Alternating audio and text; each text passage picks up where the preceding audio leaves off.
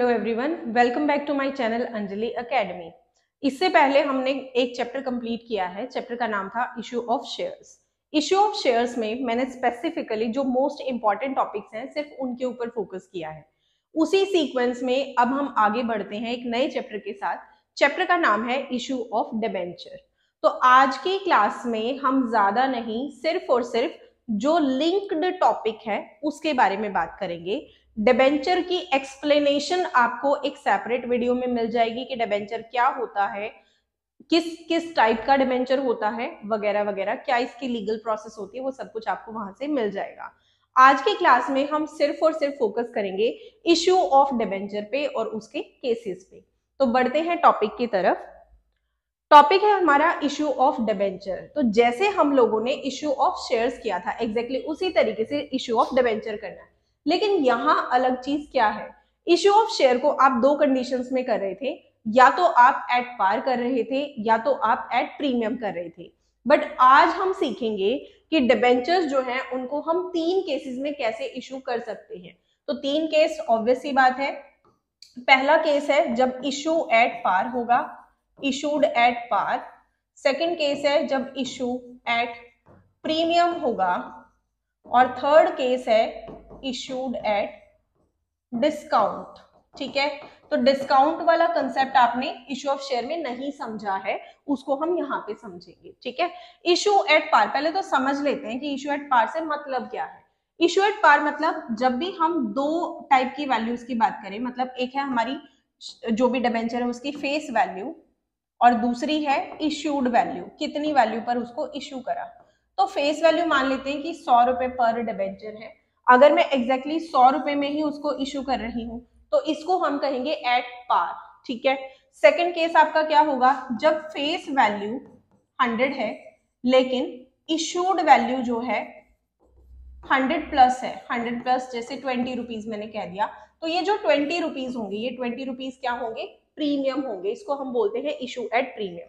Third case आपका है issue at discount. Issue at discount का मतलब जब फेस वैल्यू से कम पे इशू किया जाए। तो फेस वैल्यू अगर वही 100 रुपीज पर डिबेंचर है और मैं इशू वैल्यू कितनी रखूं इसकी, 100 से कम रखूं, लेट्स सपोज 95 रुपीज में मैंने डिबेंचर को इशू किया, तो इसमें क्या होगा, 100 तो फेस वैल्यू थी, उसमें से मैंने 5 रुपए का क्या दिया, डिस्काउंट दिया है। ठीक है, और मैं कितने मंगा रही हूँ, 95 रुपीज उनसे डिमांड कर रही हूँ।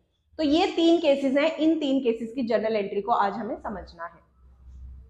तो सबसे पहला जो हमारा केस है issue of debenture at par. तो फर्दर हर एक टाइप के इशू को हम दो डिफरेंट पॉइंट ऑफ व्यू से देखेंगे कि अगर मैं लमसम अमाउंट मंगाऊं तब क्या जर्नल एंट्री होगी, और अगर मैं इंस्टॉलमेंट्स में यानी एप्लीकेशन पे, अलॉटमेंट पे, फर्स्ट कॉल पे, फाइनल कॉल पे कुछ अलग अलग अमाउंट मंगाती हूं तब क्या एंट्री होगी। तो पहले हम देख लेते हैं जब लमसम की बात करी गई है, इशूड एट लमसम बेसिस। ठीक है, लमसम बेसिस एग्जांपल ले लेते हैं। फॉर एग्जांपल ए लिमिटेड कोई कंपनी है जो 1000 10% डिबेंचर्स इशू करती है ऑफ ₹100 ईच, और पूरा का पूरा पैसा एप्लीकेशन पे ही मंगा लेती है। ठीक है, तो कैसे एंट्री करेंगे, सबसे पहले हम रिसीव करने की एंट्री करेंगे जो कि होगी bank account debit to debenture application and allotment account. Debenture application and allotment account. Amount कितना आएगा, 1000 डिबेंचर्स थे, 100 ईच था, तो मल्टीप्लाई कर देंगे 1 लाख रुपीज से आपकी एंट्री यहाँ पर हो जाएगी। यानी कि जितना फेस वैल्यू है उतना ही इशूड वैल्यू है, और हम अज्यूम करके चल रहे हैं कि सारा का सारा पैसा मतलब फुल्ली सब्सक्राइब है, ना तो कम है ना तो ज्यादा है। अब ये पहली एंट्री थी हमारी जब हमने रिसीव करा। दूसरी एंट्री हमारी कब होगी, जब हम इनको दे रहे हैं, अलॉट कर रहे हैं बेसिकली, या ट्रांसफर कर रहे हैं कह सकते हैं आप। क्या करेंगे हम, डिबेंचर एप्लीकेशन एंड अलॉटमेंट को हम डेबिट कर देंगे, और 2 हो जाएगा हमारा 10% डिबेंचर्स अकाउंट। 10% डिबेंचर अकाउंट क्या होगा, 1 लाख रुपीज से आप एंट्री कर दोगे। तो आप लोगों को बहुत आसान हो जाएगा अगर आप डिबेंचर चैप्टर को शेयर्स के साथ थोड़ा सा कंपेयर करके चलेंगे। शेयर में आपने क्या एंट्री करी हुई थी, बैंक से रिसीव करे थे, सेम एंट्री थी। फिर उसके बाद डिबेंचर की बजाय आप शेयर एप्लीकेशन एंड अलॉटमेंट लिखते थे, तो यहाँ पे क्या होगा, डिबेंचर एप्लीकेशन एंड अलॉटमेंट होगा। उसके बाद डिबेंचर एप्लीकेशन अलॉटमेंट को डेबिट करना है और फिर हमने उसको डिबेंचर अकाउंट में ट्रांसफर कर देना है। और इसमें प्रीफिक्स के तौर पर जो इंटरेस्ट रेट है, जो कि क्वेश्चन में आपको बता रखी है, वो भी हमें यहाँ लगाना पड़ेगा। आपने जब इश्यू ऑफ शेयर किया था तो यहाँ क्या किया था, आपने शेयर कैपिटल किया था, राइट। आई होप ये वाला केस आपको समझ आया होगा, बहुत ही सिंपल स्ट्रेट फॉरवर्ड केस था। बढ़ते हैं अब सेकंड कंडीशन के ऊपर, जब हम इंस्टॉलमेंट्स में मंगा रहे हैं।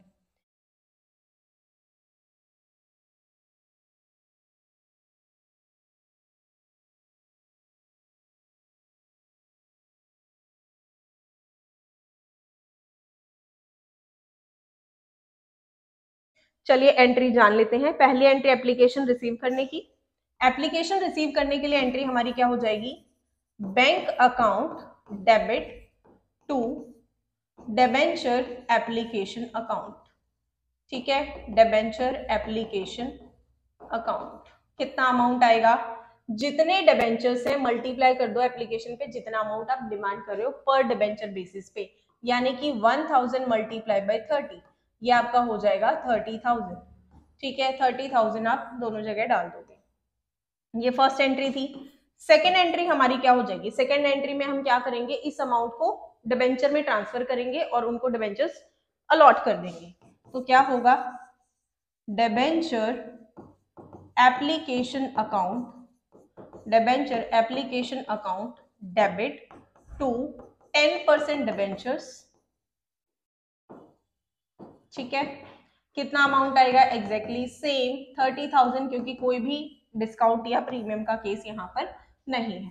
थर्ड एंट्री आपकी क्या होगी, थर्ड एंट्री होगी जिसमें हम अलॉटमेंट को ड्यू करेंगे। अलॉटमेंट को ड्यू करेंगे तो एंट्री क्या होगी, डिबेंचर अलॉटमेंट अकाउंट डेबिट हो जाएगा और टू 10% डिबेंचर्स हो जाएगा।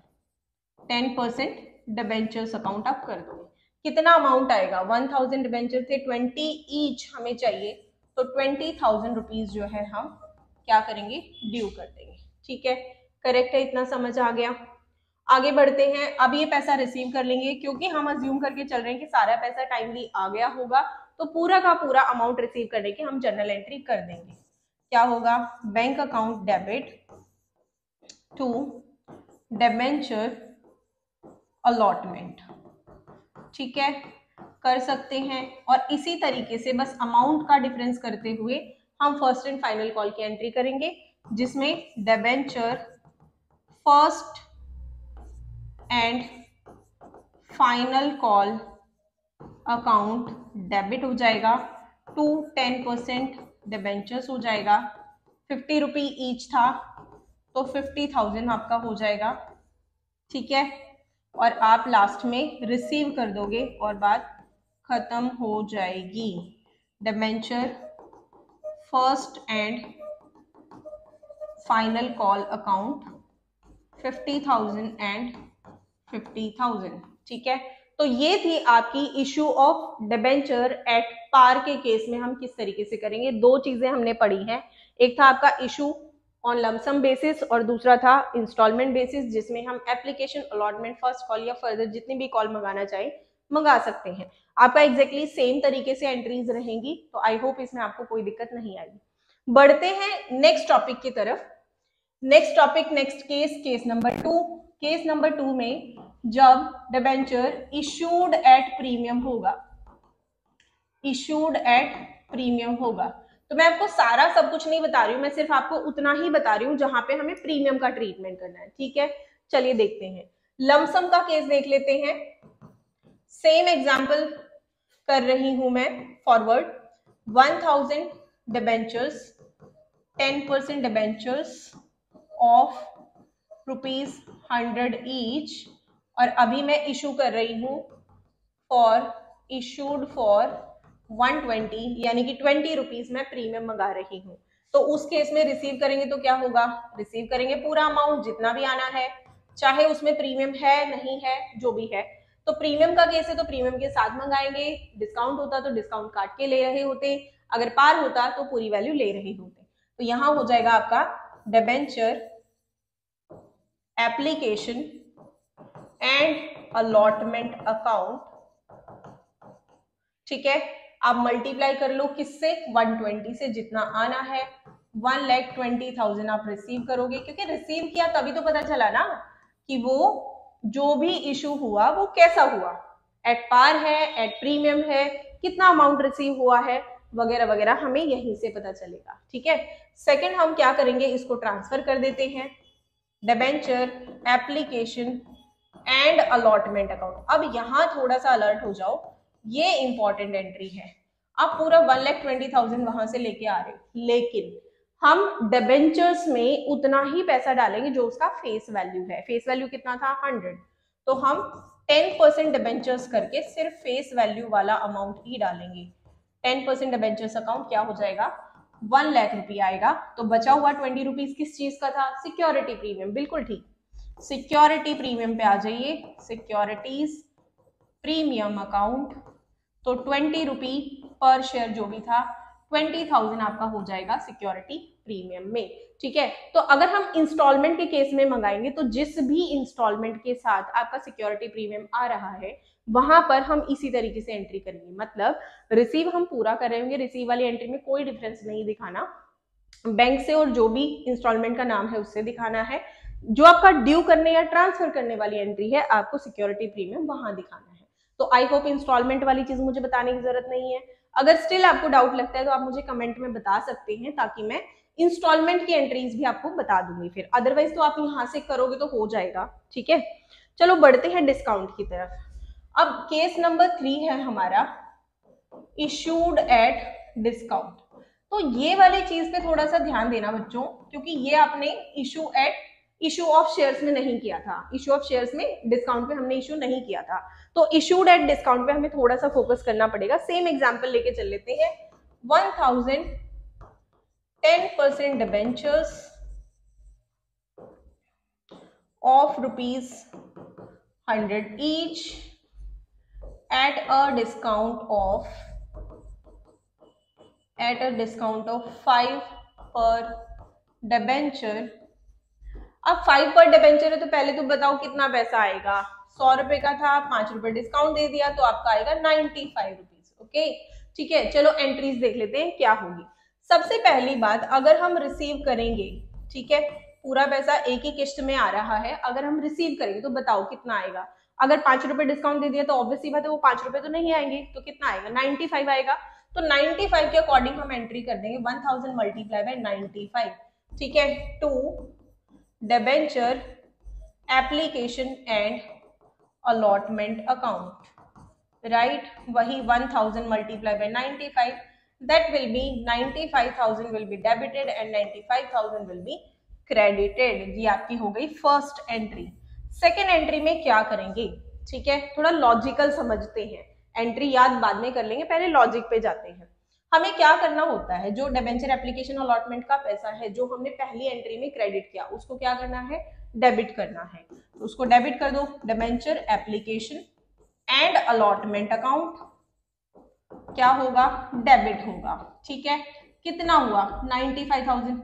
अब याद करो, जब शेयर्स को इश्यू करा तब भी मैंने आपको बताया था कि शेयर कैपिटल में फेस वैल्यू जाती है, डजंट मैटर कितने पे इश्यू किया। ठीक है, इसी तरीके से डिबेंचर में भी अभी मैंने आपको बताया था कि डिबेंचर में भी आपका जो पैसा जाएगा डिबेंचर्स अकाउंट से जो आप दिखाओगे वो आपका फेस वैल्यू जाता है। इसका मतलब क्रेडिट में करूंगी तो 10% डिबेंचर्स और फेस वैल्यू के अकॉर्डिंग जाना चाहिए। दैट मीन्स 1000 डिबेंचर्स 100 ईच और कितना जाना चाहिए, 1 लाख। तो भाई 5,000 रुपए का क्या हुआ, पंगा आ गया ना, 5,000 रुपए क्या है, दिस इज द डिस्काउंट। और डिस्काउंट यहाँ पर क्या है, हमारे लिए एक लॉस है। तो लॉस जो होते हैं वो डेबिट होते हैं, तो क्या करेंगे, discount on issue of debenture से इसको हम लिखेंगे।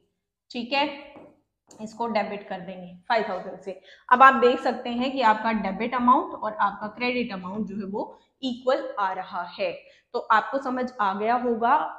ठीक है, जब भी सिक्योरिटी प्रीमियम था वो कंपनी के लिए फायदा था, उसको हम क्रेडिट करते हैं। डिस्काउंट जो भी हम दे रहे हैं वो लॉस है, तो उसको हम क्या करेंगे, डेबिट कर देंगे। क्लियर है ये वाली चीज, कर लेते हैं इसको इंस्टॉलमेंट भी कर लेते हैं, क्योंकि इंस्टॉलमेंट में प्रॉब्लम आ सकती है। अगर क्वेश्चन में कुछ मेंशन नहीं है कि डिस्काउंट कहाँ पे दिया गया है, या क्वेश्चन में बस ये दे रखा है कि डिस्काउंट है, तो हम जनरली ये अज्यूम करके चलते हैं कि अलॉटमेंट के टाइम पे हमने डिस्काउंट दिया होगा। ठीक है, हम कुछ अलग एग्जांपल लेते हैं अब की बार। 5000 9% debentures of 100 each at a discount of 5 rupees per debenture and application पे 20 rupees, allotment पे 20 rupees and first and final call पे कितना बच गया बताओ जल्दी। 100 में से 40 चला गया 60, बट हम 5 रुपए का डिस्काउंट पे तो दे रहे हैं, 55 बचा ना। मतलब क्वेश्चन में स्पेसिफाइड नहीं है कि कहाँ आपने डिस्काउंट दिया, तो हम क्या मान के चलेंगे कि जो अलॉटमेंट थी वो 25 रुपए की रही होगी, जिसमें से 5 रुपए डिस्काउंट दे दिया और 20 रुपीज हम क्या करेंगे, रिसीव करेंगे। ठीक है, तो फर्स्ट एंट्री एप्लीकेशन की, आई होप मुझे बताने की जरूरत नहीं पड़ेगी, आप करिए मेरे साथ साथ। Bank account debit to debenture application account, आपका कितना हो जाएगा, जितने डिबेंचर्स हैं, जितना एप्लीकेशन पे मंगाया, 5000 multiply bye 20 that will be 1 lakh, right. 5000 multiply bye 20 that will be 1 lakh. Okay, अब इसको ट्रांसफर कर दो, तो डिबेंचर एप्लीकेशन अकाउंट डेबिट हो जाएगा टू 9% डिबेंचर्स, तो आपको प्रीफिक्स में उसका जो इंटरेस्ट रेट है वो मेंशन करना है। पूरा 1 लाख आपका ट्रांसफर हो जाएगा। ठीक है, अब बात करते हैं इंपॉर्टेंट एंट्री हमारे लिए कौन सी है। इंपॉर्टेंट एंट्री है जिसपे डिस्काउंट दिया गया है। ठीक है, तो इसकी एंट्री हम किस तरीके से करेंगे, हमें ड्यू करना है डिबेंचर अलॉटमेंट। और जैसा कि अभी पिछली एंट्री से आपको, पिछले केस से आपको समझ आ गया था कि जो डिस्काउंट होता है वो लॉस होता है, लॉस है तो उसको हम डेबिट करेंगे। तो हमें क्या करना है, discount on issue of debenture account को डेबिट करना है विद द डिस्काउंट अमाउंट। तो फिलहाल के लिए 20 रुपीज हम रिसीव कर रहे हैं किस पे, अलॉटमेंट पे। तो 5000 मल्टीप्लाई बाय 20 यानी कि 1 लाख रुपए तो हमें क्या होने हैं, रिसीव होने हैं अलॉटमेंट पे। ठीक है, और बाकी जो है हमने डिस्काउंट दे दिया कितने का, 5 रुपी पर शेयर, यानी कि 25,000 का हमने क्या करा, डिस्काउंट दे दिया। तो हमारा जो डिबेंचर्स अकाउंट में जाएगा, 9% डिबेंचर अकाउंट के अंदर जाएगा, वो टोटल जाएगा 1,25,000। ठीक है, अब रिसीव करोगे तो तुम लोग बताओ मुझे कि रिसीव करने में कितना अमाउंट लिखा जाएगा, क्या रिसीव होगा। स्टॉप करो वीडियो को और सोच के बताओ जरा क्या होगा। ऑब्वियस ही बात है, अगर मैंने उसको 5 रुपीज का डिस्काउंट दिया, दैट मीन्स डिस्काउंट हटाने के बाद जो अमाउंट है वही तो रिसीव होगा। यानी रिसीव कितना होगा, सिर्फ और सिर्फ अलॉटमेंट वाला 1 लाख रुपी। ठीक है, तो bank account debit 1 lakh and to debenture allotment account. ठीक है, क्या आ जाएगा, 1 लाख रुपी। बाकी आगे फर्स्ट एंड फाइनल कॉल की सिंपल सी एंट्री मैं आपको करके दिखा देती हूँ, अगर कंफ्यूजन है तो। वैसे आप कर सकते हो, मुझे कॉन्फिडेंस है आप लोगों पे, आप कर सकते हो बिल्कुल। क्या करेंगे, debenture first and final call account debit, पहले ड्यू कर दो। 5000 डिबेंचर्स थे, 55 ईच है, तो आपने क्या करना है, 5000 मल्टीप्लाई बाय 55 कर लेना टू 9% डिबेंचर अकाउंट, वही सेम 5000 मल्टीप्लाई बाय 55, राइट, कर सकते हैं। और बाद में रिसीव कर लेना। रिसीव करने की एंट्री आपको पता है, बहुत सिंपल एंट्री है, बैंक को डेबिट करना है क्योंकि बैंक से रिसीव कर रहे हैं, to debenture first and final call, 5000 multiply by 55, right, 5000 multiply by 55। ठीक है, ये मैं आपके अंडरस्टैंडिंग के लिए लिख रही हूँ कि मैंने कितना कितना करा। आप चाहो तो ये पार्ट नरेशन में भी डाल सकते हो कि आपने कितना अमाउंट कैसे लिखा हुआ है। ठीक है, आई होप तीनों केसेस आपको समझ आए होंगे। तो आज सिर्फ हम वार्म अप के तौर पे करते हैं, और आज का टॉपिक बहुत सिंपल और इजी हमने रखा है। तो आज हम ज्यादा नहीं करेंगे, आज सिर्फ केसेस ऑफ इश्यूज पढ़ेंगे। इन तीनों केसेस से आप आपके practical questions TS Grewal book जो है उसमें प्रैक्टिकल क्वेश्चंस में क्वेश्चन नंबर 1 से लेके क्वेश्चन नंबर 15 तक बड़े आराम से सॉल्व कर सकते हो। जो भी आपको डाउट्स हो आप मुझे कमेंट में बता सकते हो। बाकी मिलते हैं नेक्स्ट वीडियो में। उम्मीद है आपको मेरी वीडियोस पसंद आ रही होंगी। प्लीज मेरी वीडियोस को लाइक कीजिए, शेयर कीजिए और सब्सक्राइब करना तो बिल्कुल भी मत भूलिए। मिलते हैं नेक्स्ट वीडियो में। Thank you so much for watching.